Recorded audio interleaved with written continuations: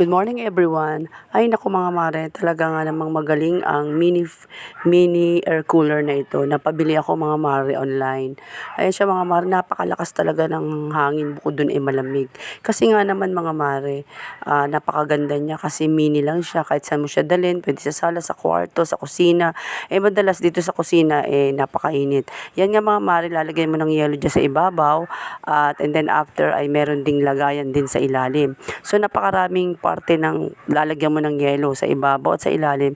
So much better, mas marami, mas malamig. So depende na sa inyo yan mga mare kung gaano kadami ng yelo ang ilalagay nyo. So ayan siya mga mare.